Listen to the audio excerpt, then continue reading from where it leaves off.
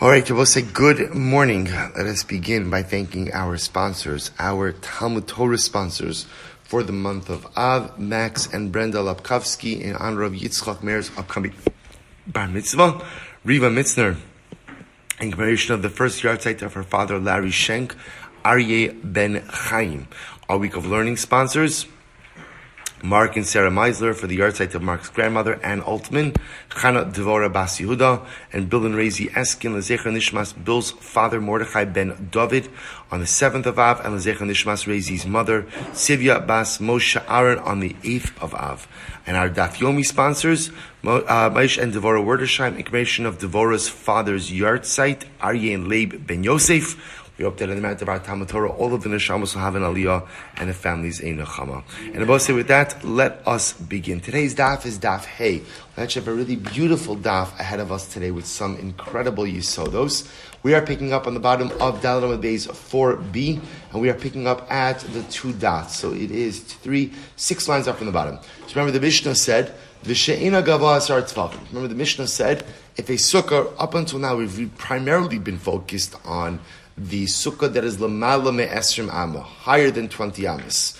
Right? Although we've spoken about the sukkah that's too short as well, but that's been our primary focus. Now we're switching gears a little bit and focusing on the sukkah that is less than 10 tefachim high. Remember again, just for our purposes, a tefach, we'll call it for illustration purposes today, just 3 inches, right? It's really like many of these shiurim, it's a machlokes if it's somewhere between 3 and 4 inches, but just for illustration purposes, we'll go with 3 inches. So a sukkah that is less than 10 tefachim high, 30 inches, ultimately again is not a sukkah. Says the Gemara Minalan. How do you know? So we'll say essentially what the Gemara is saying is as follows: that the minimum dimension of an acceptable wall is 10 tefachim, So where do we know that from? Where do we know that 10 tefachim represents the minimum dimension of a wall? So the Gemara, in height, of course I'm referring to. So Minalan, it's Marav, Rabbi Chani, Rabbi Yochanan, Rabbi Chaviva. So we'll say, so we learned Rav, Rabbi Chanina, Rabbi Yochanan, Rav Chaviva. So the Gemara says, Masnu bekula Seder Moed ki Klai Zuga. Whenever you see this group mentioned throughout Seder Moed, Chilufei Rabbi Yochanan u'ma'ayl Rabbi Yonasan. Okay, just a technical issue. Take Rabbi Yochanan out of that list and instead insert Rabbi Yonasan. Fine. We'll say, what did they say? Aron Tisha, v'kapores tefach, hare kanasara. Now we'll say, listen to this. The Aron, the ark had a height of 9 tefachim, and the lid of the aron was 1 tefach. So when you looked at the aron in total, you had a total height of 10 tefachim. Uksiv, and I both say, why is this important? What does it say by the aron? Beno arati lechasham v'dibarti itcha me'ala kapores. And I both say, what did it say by the aron? By the Aron, it said, Hashem said, I will become known to you there, and I will speak to you from on top of the Kapora. So also, remember again, the Shechina spoke to Moshe Rabbeinu, ultimately again from the top of the Aron, really from between the Kruvim, but from on top of the Aron. Okay, now watch this. So I'll say, so there's going to be 3 steps to this. Step one, the total height of the Aron, 10 tefachim. Right, the 10 tefachim is comprised of 9 tefachim of the height of the aron itself, 1 tefach of the height of the lid. Okay, that's step 1. Step 2, the Shechina spoke from on top of the aron. Okay, step 3, top of hay. The Tanya, Rabbi Yossi Omer, this is incredible. The olam lo yarda Shechina lemata. The Shechina never descended onto this world. The Shekhinah never descended ultimately beneath the Aron. V'lo Allah Moshe ve'Elio lamarom. And Moshe Rabbeinu Elio Hanavi never went up to the heavens. Shene'emar, Hashamayim shamayim la'Hashem, v'ha'aretz nasan livnei Adam. Because the pasuk says, the heavens were given to the Ribono Shel Olam, but the earth belongs to man. So Shabbos say, so now let's analyze this limud. So what the Gemara is suggesting is like this. Total height of the Aron, total height, 10 tefachim, right? 9 of the backs, we'll call it, of the Aron, 1 of the lid. Step 2, the Shechina spoke from on top of the Aron, and step 3 is a principle we have. The principle is, the the Shekhinah never came down to the earth, and man never ascended to the celestial sphere. That will say, if you put all three of these things together, you have like this. If I know that the Shekhinah spoke from on top of the Aron, but I also know that ultimately, again, the Aron, but if I know that the Shekhinah spoke from the top of the Aron, but also that the Shekhinah never descended to the earth, what does that tell me? What does that tell me? That 10 tefachim represents a barrier. That 10 tefachim represents the amount by which you go ahead and divide between two spaces. Take a look at the top Rashi. So on one hand, you're telling me the Shekhinah never came down to the earth. On the other hand, you're telling me that the Shekhinah came down to the top of the Aron. Therefore, what do you see from this? Shema mina, lemala me'asara, nifseka reshusa.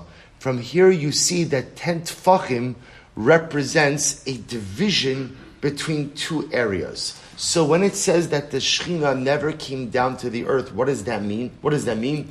The Shekhinah never came within 10 tefachim of the earth. So what do you see from here?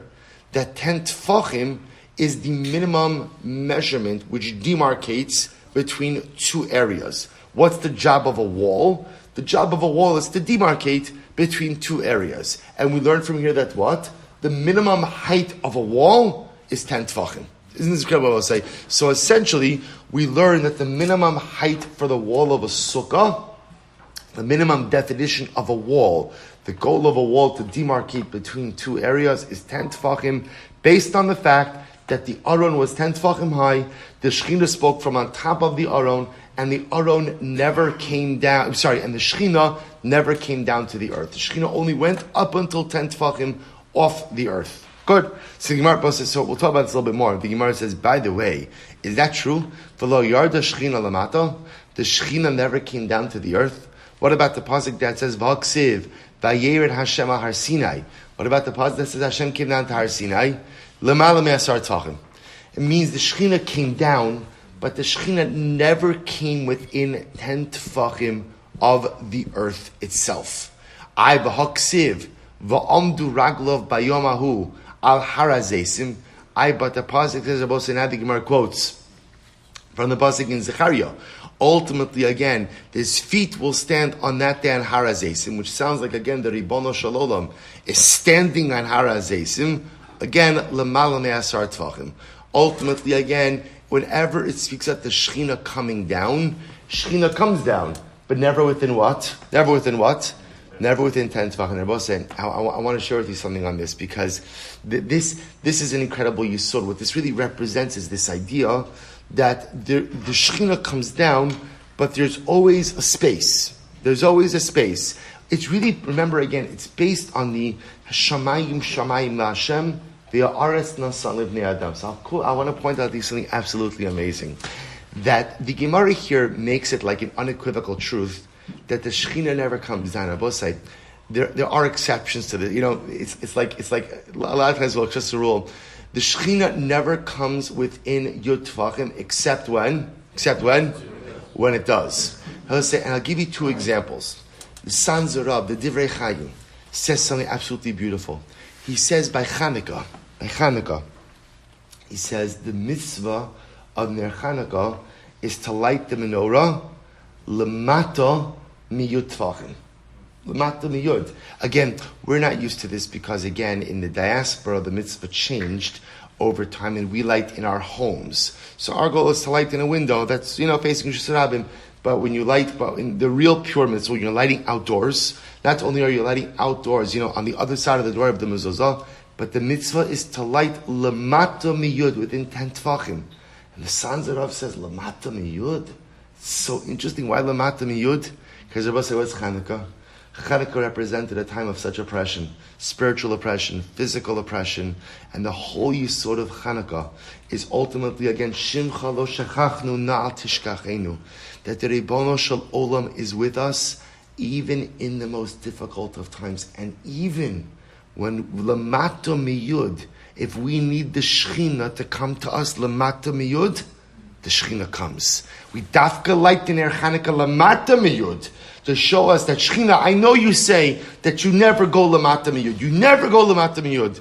But sometimes in life, I am so down and out. Sometimes in life, I'm so broken. Sometimes in life, I'm so compromised. Sometimes in life, I'm so lamata miyud. I need you to come with me. I need you to come get me. I need you to come save me. And when you need HaKadosh Baruch Hu to come lamata miyud, he comes lamata miyud. So there's a rule. There's a rule. Li'olam lo yarda shechina lamata miyud. Shechina never goes lamata miyud except when you need him to. I will say one other example of this. The Rambam in Hilchos Tshuva. Then we really have to get back to that. The Rambam in Hilchos Tshuva. This is in Perek Gimel. This is in Perek Gimel of Hilchos Tshuva, which is really quite an amazing Gemara. Sorry, a quite amazing Rambam. So the Rambam here talks about the idea. This is in Gimel Gimel in Hilchos Tshuva. So the Rambam speaks about again being a tzaddik, a rasha, or a benoni. In the Maimonidean model, it's very simple. It's tzaddik. Everything is a din in majorities. You're a tzaddik if you have a majority of mitzvahs. You're a rasha, chasron if you have a majority of averos. And you're a benoni if your scales are exactly equal. So the Rambam says as follows. He says, ha-benoni tolin osad yom kippurim. If a person is a benoni, literally scales are exactly equal, they suspend his judgment until Yom Kippur. Im asa tshuva nechtam l'chayim. If a person does tshuva tilts the scales and he's inscribed for life. However, again, ve'in lav nechtam l'misa. But if not, chas v'shalom, he is inscribed for death. So the commentaries on the Rambam ask a simple question. I don't understand. If I'm a Benoni, and I don't do anything, I do nothing. I'm a Benoni, I do nothing. Why? So remember, what the Rambam says, if you're a Benoni and you don't do tshuva, what happens? Nechtam l'misa, death. Why? If I'm a Benoni, I don't do anything, the scales are equal, status quo, I'm part of, leave it alone. Why does failure to do tshuva go ahead and tilt my scales in a negative way?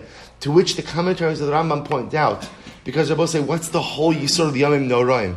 The whole Yisur of Yom Noraim is important because, again, Rosh Chodesh Av is the beginning of the Yomim Noraim. But say the whole idea of Yomim Noraim is Dirshu Hashem Behimatz'o. That sometimes the Ribono Shel Olam makes himself available to us in unprecedented ways. Meaning, Yomim Noraim, the Shechina comes Lamata Miyud. And then when the Ribono Shel Olam comes Lamata Miyud and makes himself available to us, failure to take advantage of that is in and of itself the commission of Chet. Isn't that incredible? Failure to take advantage of the Shechina coming Lamata Miyud is in and of itself the commission of an Aveira.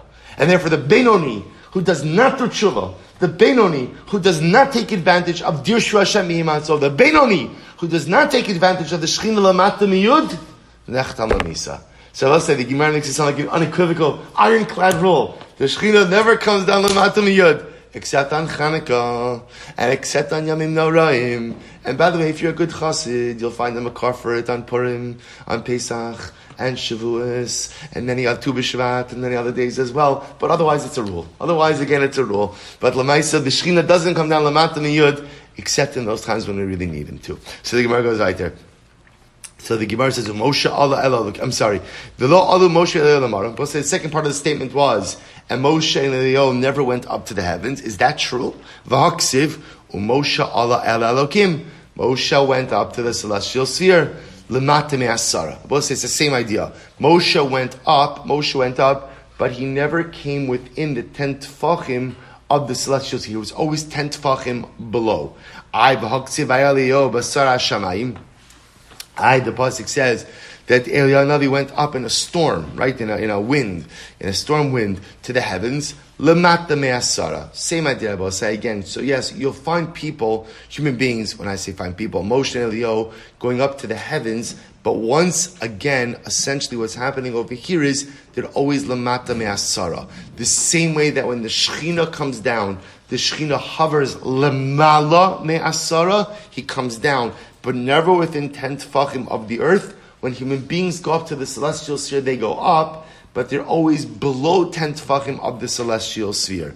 I v'hoksiv ma'aches pnei kisei parshaz alav anano.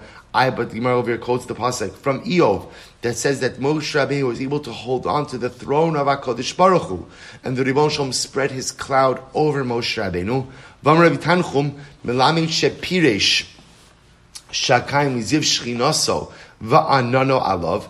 And the pasuk, and again, the Rabbi Tanchum says it means that HaKadosh Baruch Hu spread his shchina over Moshe Rabbeinu. So it sounds like if Moshe Rabbeinu is literally holding on to the throne of HaKadosh Baruch Hu, that means he is in the celestial sphere, once again, lemata me'asara, below 10 tefachim. I mikol makom ma'aches pnei kisei ksiv. But 1 second, it says that he's holding on to the throne of Hashem. If he's holding on to the throne of Hashem, how can you say lemata me'asara? Ishtarvuve ishtarviv like kisei ad asara b'nokit bei. So I will say what happened. The Shechina lowered his throne to within 10 so that Moshe Rabbeinu was able to touch it. We'll say, do you understand what that means? How profound that is? Along the same thing that we said before, that sometimes the Ribono Shel Olam takes the Kisei HaKavod and brings it to us. Because so many times HaKadosh Baruch Hu recognizes, I can't make it to him. I cannot make it to him. I can't make it to Shamayim, and I can't make it to the Kisei HaKavod, and I can't make it Lamala Miyud. But it's HaKadosh Baruch Hu who says, if you can't come to me, ultimately again, I will come to you. An incredible Yisod. We say it in davening, in Musaf of the Regalim. We say, Melech Rachamon, Rachamon Tov Umeitiv, Hidaresh lanu, right? Shuva elenu. Yitzchak Baruch Hu, seek us out, come back to us. Yitzchak Baruch Hu, come back to us. More often than not in life, it's not God that's leaving me; it's me that's leaving God. How could I have a chutzpah to ask HaKadosh Baruch Hu to come back to me? Because Jews are filled with chutzpah, and sometimes that chutzpah serves us very well. And I say, HaKadosh Baruch Hu, you know what? I know I should be making the journey to you. I know I should be finding you. But for whatever the reason, I'm not journeying to you. So ask HaKadosh Baruch Hu, come to me. Come lamata miyud. Bring the Kisei HaKavod to me. And HaKadosh Baruch Hu, amazingly enough, always says, okay. Gemara goes weiter. Bishla, so we'll say, so therefore again, halacha l'maisa. Remember, this whole Gemara was an effort to show how do we know that the minimum height of a dofen, of a wall, is going to be 10 tefachim. So the Gemara effectively proved it. Again, remember, it's a 3-step argument. Step 1, dimensions of the Aron, 10 tefachim. Step 2, the Shechina spoke from on top of the Aron. Step 3, the Shechina never descended lamata miyud. You put all of that together, and you begin to see that the minimum height of a wall, which is used to demarcate between spaces, is going to be 10 tefachim. To which the Gemara says, by the way, let's analyze this a little bit, because we kind of took the Gemara's word for granted that what? That the Aron was 10 tefachim high. So listen to this. So Bishlama Aron Tisha Dechsiv Va'asu Aron Atzei Shitim Amasayim V'chitzi Arko Va'ama V'chitzi Rachbo Va'ama V'chitzi Kamaso. I know that the Aron Abosai is 9 tefachim. How do I know if the Aron is 9 tefachim? When I say the Aron Abosai, I mean like the box. The box, how do I know that? Because the pasuk says it. An Amma V'chitzi, 1.5 amos. We'll say an Amos how much? 1 Amma? 6 tefachim. Therefore, 1.5 amos is 9 tefachim. So the height of the box of the Aron, I know because it is a pasuk. What don't I know? Ela kapores tefach minalan. I will say, interestingly enough, nowhere in the Torah does it discuss the height of the lid. So how do I know that the height of the lid was 1 tefach? So the Tani Rabbi Chanina, this is Rabbi Chanina taught, Kol hakelim sha'asa Moshe. Kol hakelim sha'asa Moshe. Nasna bahen Torah midas arkano midas rachbano midas komasan. For all the utensils that Moshe Rabbeinu made in the Beis Hamikdash, the Torah gave us their length, their width, and their height. Kapores, interestingly enough, for the lid of the Aron, midas arka umidas rachba nasna. Torah gave me the length, Torah gave me the width, midas komasa lo nasna. But for whatever the reason, the Torah did not give me the height of the lid. So how do I know the height of the lid of the Aron? Tseulamad mipachu shebekelim. So we'll say, so let's assume that the Aron itself had no less of a height than the smallest of all the utensils in the Mishkan. What was the smallest of all the utensils? Shneamar vasisalo misgeres saviv. the pasuk says you should make a border. We'll say this is a border around the shulchan, around the mizbech. I'll make a border. So the Gemara says, "Vasislo miskeres tefach saviv, ma lahalan tefach, afkan tefach." So we'll say. So I would assume that the lid of the aron is no less than the smallest kli. The smallest kli was the border, right? Was the border, the miskeres on certain kelim. The miskeres was a tefach. So to the lid must have been a tefach as well. I v'neilif mikelim gufayu. I will say, but why not go ahead? You see, the miskeres ultimately again was not really its own like real kli. It was more like an accessory to a kli. So if that's the case again, why not learn out the minimum height from a kli itself? To which the Gemara says. To which the Gemara says, Tafasta meruba lo tafasta. Ultimately, again, the Gemara says, because in general, we've seen this concept many times. Tafasta meruba lo tafasta, which means if you have a choice between two things, one small and one larger, in the world of shiurim, better to go ahead and take the smaller shear than the larger shear. Because again, if you go with the smaller shear, by definition, you're always right. Because even if it turns out to be the larger shear includes the smaller shear. If you choose the larger shear, you may end up being wrong. Tafasta meruba, lo tafasta. There's a lot of hashkafa in that as well. Because again, in life also sometimes this is a big question, right? What in terms of even of one's goals and aspirations. Right? How high should one reach in their goals and aspirations in life? So sometimes if you reach too high, you run the risk of just creating goals and expectations that are beyond reach. Tafasta meruba lo tafasta. On the other hand, if you reach too low, you run the risk of never going ahead and maximizing your potential. So when to use, so again, I just want to point out, tafasta meruba lo tafasta is a din in shiurim and halacha, but may not be the right hashkafas hachayim. Sometimes in life you have to go for the tafasta meruba. But again, different discussion. Anyway, the Gemara says, therefore, when choosing to go ahead and figure out the height of the lid, sahaloch lamais, again, will go based on the misgeres. So the Gemara says, well, but why not neilif mitzitz? There's something even smaller than the misgeres, even smaller than the border around the shulchan. So the Gemara says, there's the tzitz. Both said the tzitz, remember again, was the plate, right? The golden plate put on the forehead of the Kohen Gadol. The Sanya, tzitz dome kimin tas shalzav. Both said the tzitz was a gold plate. The rachav beis artzbos. And both say, interesting enough, it was only 2 finger breadths thick. 2 finger breadths thick. Umuchaf me'ozen la'ozen.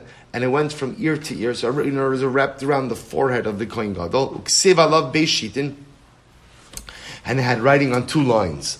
On one line it would say, Yud, Hey, Milamala, the code. Yud, Hey, Milamala, the Kodesh Lamid, Limata. So I'll say on the top line it would say Yud, Hey, and then Vav, and then Hey, the name of HaKadosh Baruch Hu. And on the second line it would say Kodesh LaHashem. Rabbi Yossi said, Aniri Isiv Beromi, the Kasav Alav Kodesh LaHashem B'shita Achas. Just as in a set about Rabbi Eliezer Ben Yossi says, I actually saw the tzitz in Rome. I will say, if you look at Rashi says over here, Ani re'isil baromi, shech nisula otzar melech kidamir me'ila. But I say the Gemara Mesechus Megillah discusses that Rabbi Eliezer did something positive, did something favorable for the Caesar, and the Caesar offered him the opportunity to go into his storehouse, his treasure house, and it was there that Rabbi Eliezer saw some of the kelim of the Beis HaMikdash.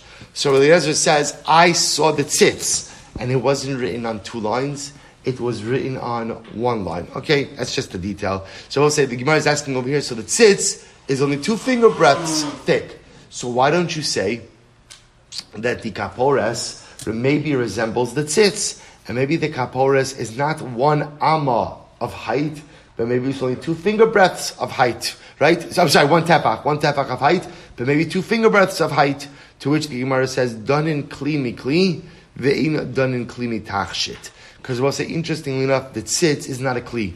The tzitz is a tachshit, is an adornment, right? It's really one of the big day kahuna. So the kapores, the lid, is a kli. So in trying to figure out the height of the kaporas of the lid, we're going to learn out a kli from a kli. So therefore, we'd rather compare it ultimately to the misgeres, which is also a kli, and not learn it out from the tzitz, which is not a kli, but rather a tachshit, an adornment. I benelif mizer. So we'll say, why not learn it out from the zer? And we'll say, now what's the zer?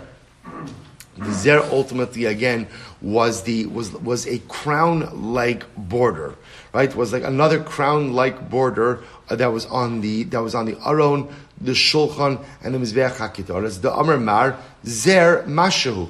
We'll say that crown, which was really it was really just a decorative edging. So why not? So why not learn it out from there and say that the height of the kaporas could be any amount? After all, the amar mar zer mashahu. The zer abosai was any amount. There was no shear for the zer. To which the Gemara says, "Danin kli mi kli, ve'ein danin kli mehechsher kli." Because we'll say ultimately again, we'd rather learn out a kli. The kaporas is a kli. We'd rather learn out from another kli, the misgeres, and not learn out the kaporas from the zer, the crown, which is what the Gemara calls a hechsher kli, an accessory. See, I will say the zer was not a kli. Why was the zer there? Why was it there? Purely decorative. Purely decorative. It served no actual function. So we would rather, by that, a kli is something that serves a function. The kaporas, the lid of the ark, serves a function. So remember again, let's keep our eye on the ball. What are we trying to figure out? The Torah tells me the height of the box of the aron. The height of the box of the aron is what? 9 tefachim. I know that. I know the length, I know the width of the lid of the kaporas, but I don't know the height. So what the Gemara is suggesting is, okay, b'pashtos, it's no different than the smallest height of another kli in the Beis HaMikdash. So what's the smallest height of another kli? The Gemara suggests the misgeres, the border. The Gemara says, why not learn out from the zer? Because the zer is not a kli. The zer is not a kli. The zer was only a decorative trim, served no utilitarian purpose, and therefore you cannot learn out a kli ultimately again from hechsher kli. Ihachi, but the Gemara says, 1 second, if that's the case, misgeres nami hechsher kliu. We'll say the misgeres, which was a border, is also only an accessory. Right? I will say, if you're defining a kli as something that serves a utilitarian purpose, right? If the kli serves a utilitarian purpose, the misgeres did not serve a utilitarian purpose. The misgeres also bepashtos was just decorative, to which the Gemara says, no. Miskarto lemato. So the Gemara says, interestingly enough, the misgeres Rabosai actually was the border upon which the actual, call it, plank of the shulchan was placed. So let's say, if you can imagine, I don't have a picture of this, but I'm sure I'll find something and send it out. Let's say, so remember again, if you could imagine, you have the shulchan, right? You have the table, right? Upon which you put lechem upon him. So let's say, so remember again, if you could imagine, there is we'll call it the plank of the table. What was that placed on? The misgeres was actually the bottom support for the plank of the table. So the misgeres was not purely decorative, but rather, again, the misgeres itself was actually something that served the utilitarian purpose. So hanicha leman da'amar miskarta lamata haisa. Eleman dar miskarta lamala haisa ma'ika lemeimar. But the Gemara says, that's fine, but it's a machlokes. That's fine according to the opinion that says that the misgeres was actually below. Therefore, the misgeres actually served to hold the shulchan together. Therefore, it's a kli. Therefore, again, you could use its 1 amma of height to go ahead and serve as a proof to the fact that the kaporas was, 1 tefach in height, was also 1 tefach in height. However, the Gemara says, according to the opinion who says that the misgeres was above the shulchan, in which case all it was an accessory, just another decorative border. What is there to say?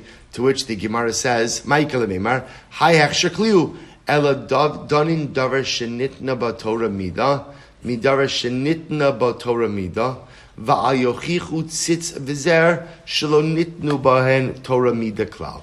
Rather, the Gemara says, at the end of the day, we want to learn something. The Torah gave measurements by the Aron, and the Torah gave measurements by the misgeres. Therefore, we'll learn out the missing kaporas from the misgeres, but not to learn out from the tzitz, and not to learn out from the zer, for which the Torah did not give measurements at all. I will say it's actually very interesting.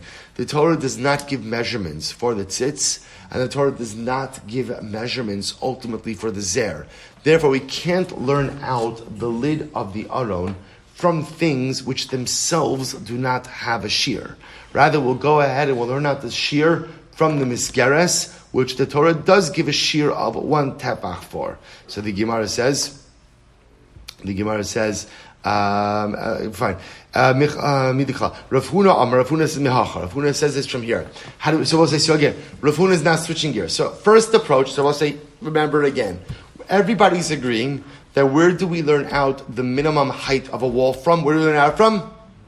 Aron, right? Aron, right? Aron was a height of 10 tefachim. 10 tefachim. Again, we went through the three-step limud. Height of the Aron is 10 tefachim. Shechina spoke from on top of the Aron. Shechina never came down onto the earth. Therefore, 10 tefachim, minimum unit of wall demarcation. Beautiful.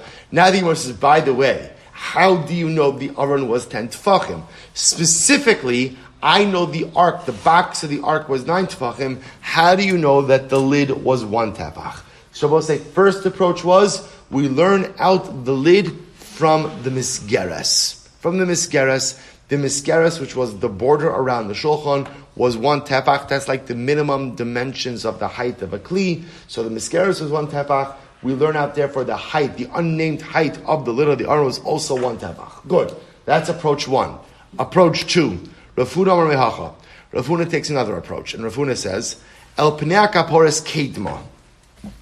So we'll say the pasuk says, this is actually incredible. Back to Yuma. This is by the avoda of Yom Kippur. By the avoda of Yom Kippur. So the Torah says, "V'lakach midam apar v'yizav etzba pnei kapores kedma." The pasuk says the kohen will take the dam apar and he will go ahead and sprinkle it al pnei hakapores, onto the face of the kapores. The face of the kapores. The face of the lid of the aron.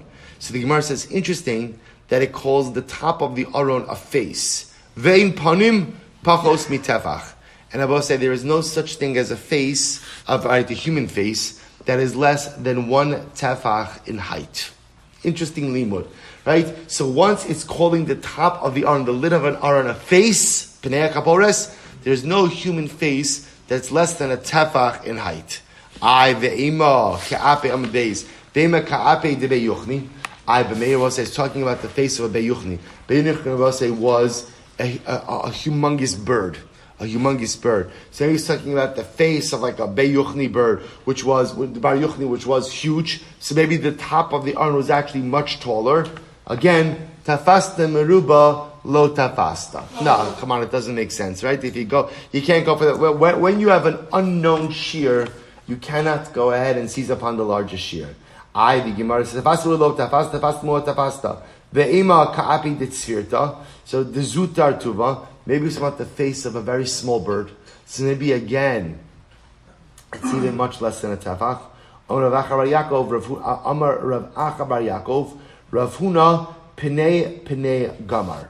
Rav Huna made a gzir shava of Pnei. Ksiv hacha el Pnei kaporis. It says over here to the face of the lid. Uksiv hasam me'eis Pnei Yitzchak Aviv. And it says over there, right? It says in Bereshis. Ultimately, I will say this is by the episode of Yaakov and Esav by the Bechora. Meis Pnei Yitzchak Aviv v'neilif mipanim shamala tichsiv. Sorry. So therefore, again, I will say it's a human face. So Rav Huna says makes it clear shava Pnei Kapores Pnei Yitzchak Aviv, that just like a human face is never less than 1 tefach in height, so too the lid of the aron is 1 tefach in height. This is Rav Huna, I will say. V'neilif mipanim shalmalo. Why not say it resembles the face of HaKadosh Baruch Hu? Dichsiv, kiros pnei Elokim v'tirtzeni. I saw like that, the face of HaKadosh Baruch Hu, and I was appeased. So I will say, maybe it's the face of God. And how big is the face of God? How big is the face of God? Big. Right? Big. I don't know how big it is, but it's certainly more than a tefach. Again, I will say once again, tafasta meruba lo tafasta. Right? Muat tafasta. Tafasta, muat tafasta. But say once again, what the Gemara is saying over here is, when you have these unknown shiurim, right? We don't know. But when I have a choice of comparing it to something small versus comparing it to something large, I'll go with the small rather than the large. I have an elif mikruv. So we'll say, so here's what's interesting. Why not learn it out from the face of the kruvim themselves? Remember again, I will say, perched on top of the aron were these two cherub-like figures, these two kruvim. So why not learn out so here's what I know, I will say. The fact that the Torah goes out and talks about the pnei kaporas, the face of the kaporas, Rav Huna is saying, you see from here, that the height of the aron is like the height of a face.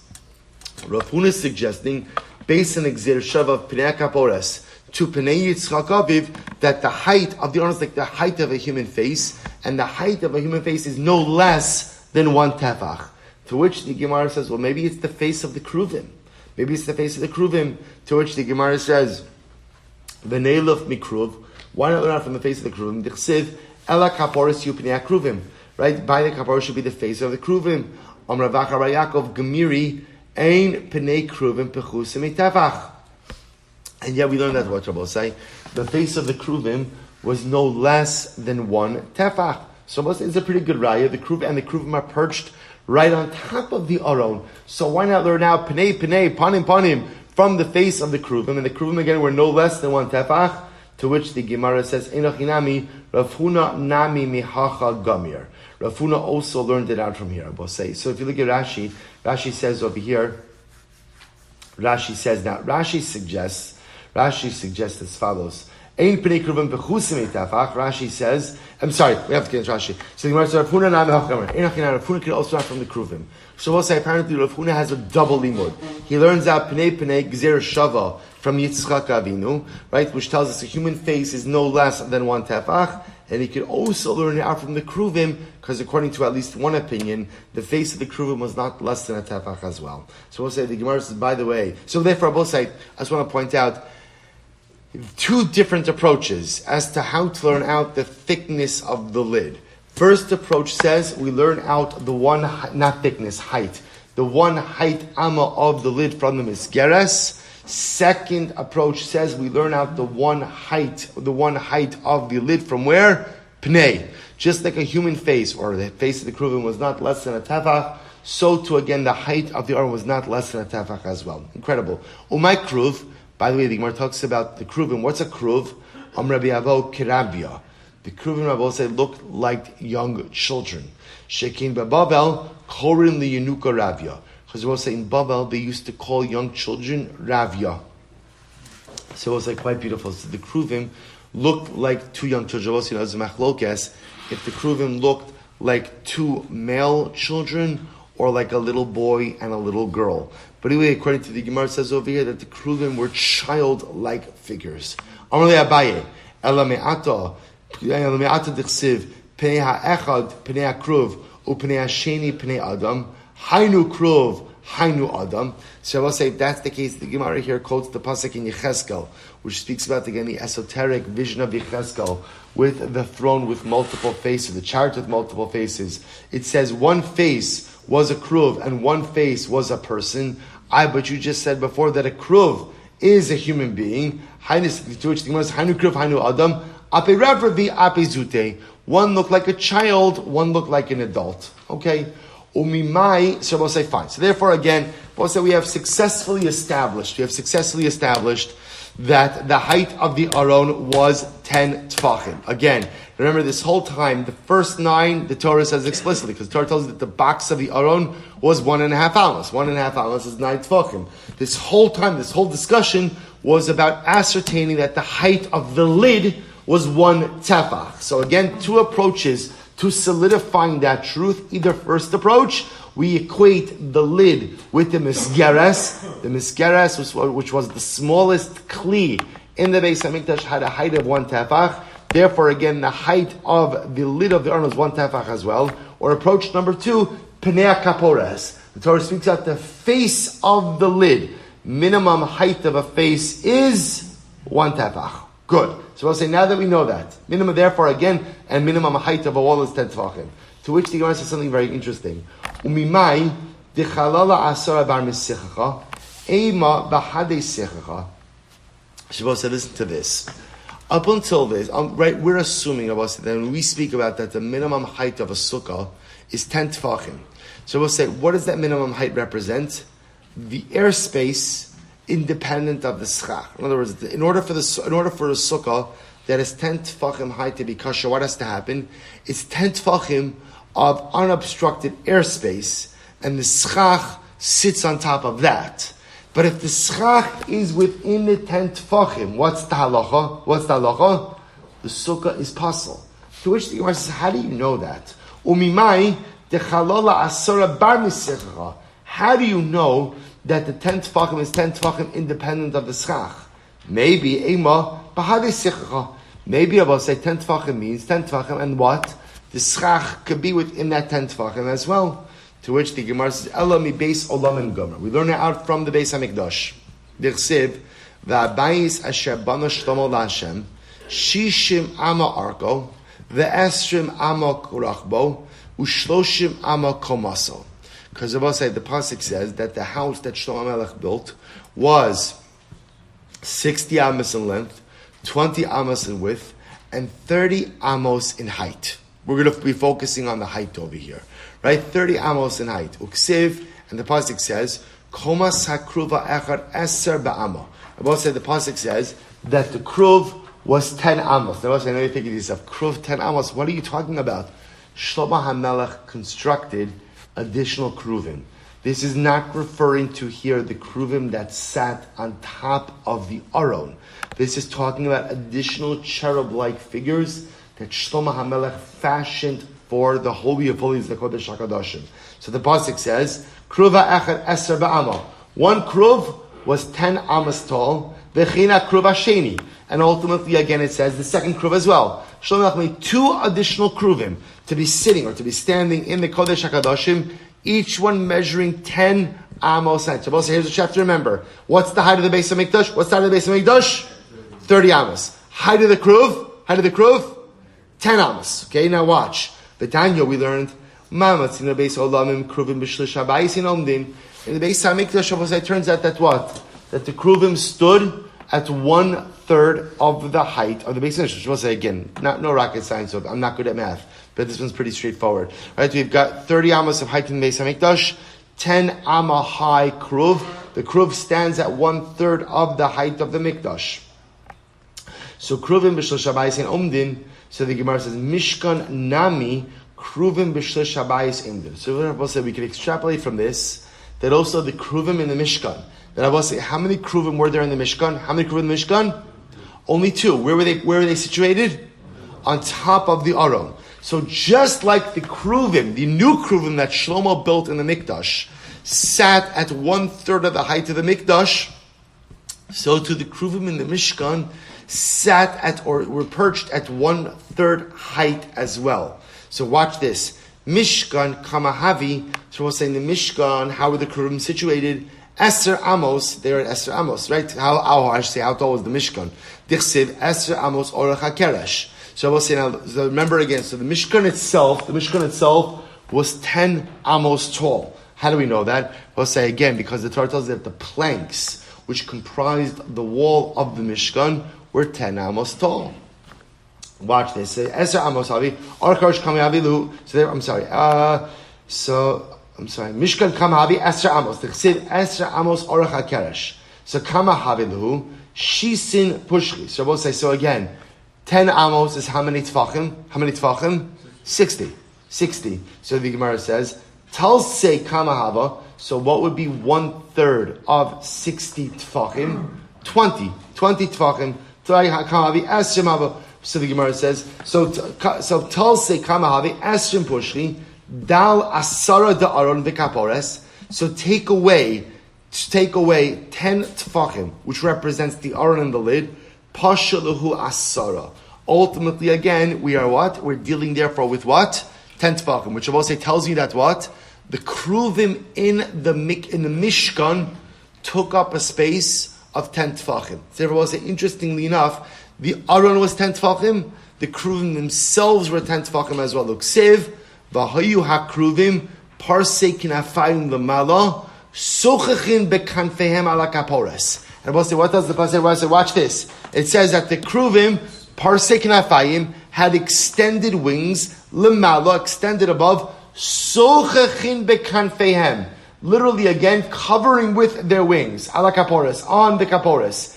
Kari rachmana sichacha lemala me'asara. The both say, isn't this incredible? Isn't this absolutely incredible? So watch what we have over happening over here. We learn the minimum height of a wall of a sukkah is how much? How much? Minimum height of a wall. 10 tefachim. Where do I learn that from? The ark. Now the Gemara says, but how do you know that the schach has to be above the 10 tefachim? Maybe the schach could be within the 10 tefachim, to which the Gemara will say, how high, how tall were the kruvim perched on top of the ark? How tall were they? 10 tefachim. And the Torah says, but their wings were extended upwards. And how does the Torah refer to their wings? How does it refer to their wings? Sochachin kanfeihem. So what do you see here? We'll say the wings were perched above the 10 tefachim. So what do you see from here? That the schach has to be above the 10 tefachim. So right, the schach can't be because the wings themselves were perched above the 10 tefachim. The Torah calls their wings schach. So from here you learn that schach can't be besoch yud, has to be lemalam yud. So we'll say such a dramatic libod. The entire sukkah, we'll say, is learned from the aron. The minimum height of the wall is learned from the box of the aron itself. And the notion that the schach cannot be within yud is learned that from the kruvim. We'll say, isn't this incredible? Isn't this incredible? I would assume if there was more caffeine in the coffee, you would mamish be falling off. Ari, did you say you switched to Starbucks? No. Did Ari leave? Did he left? He's not here. Sleeping. Oh, he's sleeping. Okay. Right? So again, I just want to point out, isn't this absolutely incredible? So which by the way, we don't have time for it now, but api derech hashkafa, that the entire sukkah is from the aron. The entire sukkah is from the aron. I will say that's why when we speak about the idea, like the Zohar says, that entering into the sukkah is entering in b'tseila dehemenusa, entering into the protective shadow, the protective embrace of HaKadosh Baruch Hu. Now I understand it. Because the entire sukkah is rooted in the aron. Right? The minimum height of the wall is the minimum height of the actual box of the aron. The din of the schach, the idea that the schach cannot be lamata miyud, but has to be again at 10 or above, is mamish learned out from the kruvim. Incredible. Let's just finish. So the Gemara says, Kari Rachmana Sicha Lamal Mi'asara. So the Gemara says, we'll have to stop over here. We'll pick up in Meretz Hashem again. We're not finished. I'm kind of leaving you off in the middle. All right, one more line. No, we'll stop. So we'll stop over here. We'll pick up in Meretz Hashem because the Gemara is just going to ask, how do you know how the wings themselves were actually situated? And Meretz Hashem will continue with that. The Gemara will say, Shkoyach. So also just a reminder, Meretz Hashem, this morning we have beginning after davening a little kol boker, an opportunity for those who have the time to spend a few moments in Meretz Hashem, staying in the Beis Medrash and learning a little bit. Those who want to learn by Chavrusa, learn by ourselves. Also, Rabbi Reuven Venek is here. He'll be giving a little halacha chabura immediately following davening. There'll also be a small breakfast for anyone who wants to say Monday through Thursday, Meretz Hashem.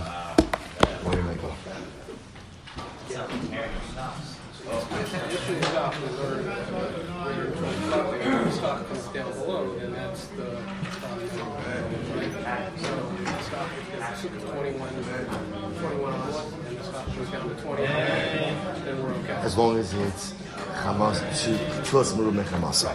So we're already talking about the stock and set the measure. Why is it the same thing today? If the stock comes down below 10 stock, then you can equate it to yesterday. The stock set the measurement. No, the Gemara already said that yesterday. If stock comes within Yud, it's Dira Succah. The whole second zone. The stock, if you take the 20 on, if your sukkah is 21 on, okay, and the stock comes down to 20 on, provided everything is okay, then the sukkah is okay, right? So it already sets the bottom limit as being the stock. So why today do we already learn, why do we have to go through this whole thing? We already learned out that the stock really sets the bottom limit of the sukkah. And therefore what? You have to learn it from the proving and all that because you already learned it yesterday. I hear it. Because I think I would say is yesterday was a statement. I don't know it's true. But they didn't bring this whole proof yesterday. But You would think that's bring not the proof that's yesterday. not a question. That happens all the time. I think yesterday's statement is true because of this. Why not quote it yesterday? Yeah. And then back in today to yesterday. I hear that. I hear it.